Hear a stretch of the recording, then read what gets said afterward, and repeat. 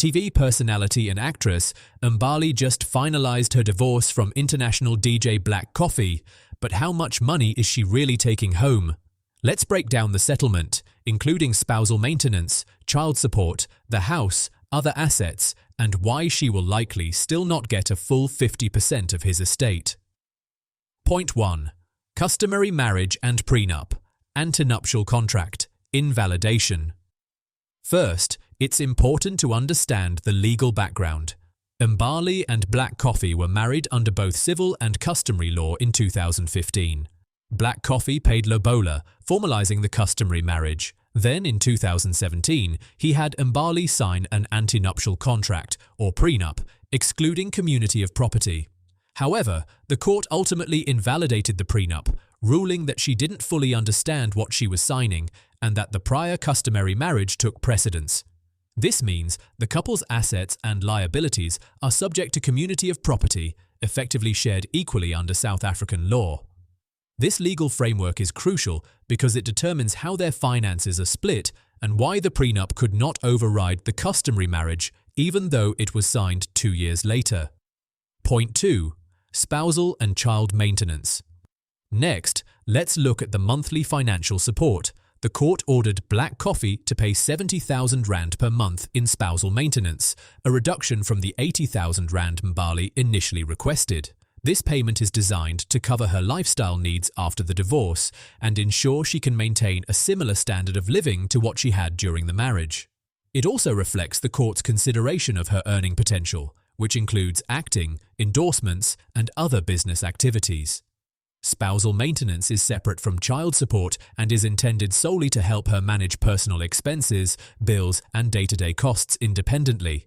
In addition, he must pay 25,000 Rand per month for each of their 2 children, totaling 50,000 Rand. Together, this comes to roughly 120,000 Rand per month, ensuring Mbali and the children maintain their standard of living. These payments cover lifestyle, education, healthcare, and daily living expenses, giving her financial stability after the divorce. Point 3. Vehicles.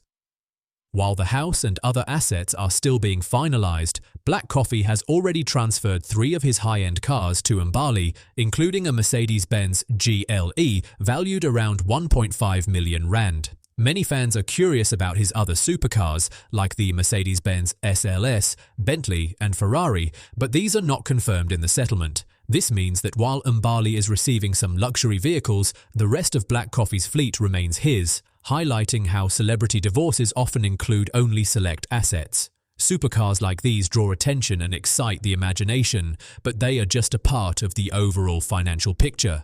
The bigger considerations remain the house, investments, royalties, and how debts will affect her final settlement. Point 4. Matrimonial home and other assets.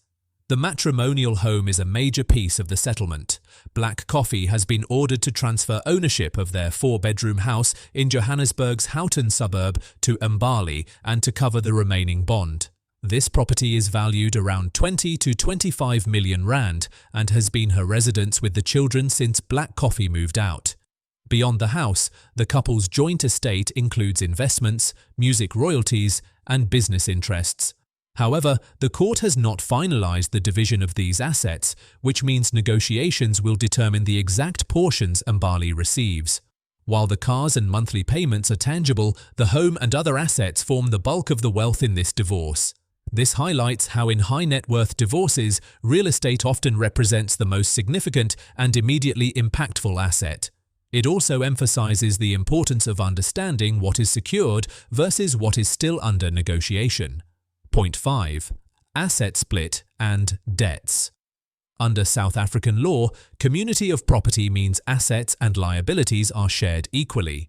While many might assume Mbali automatically receives 50% of everything, the reality is more complex.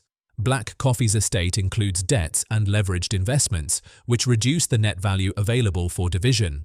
For example, if he has significant loans or business liabilities, her share is affected. High net worth divorces often involve negotiations to avoid handing over half of highly leveraged or encumbered assets.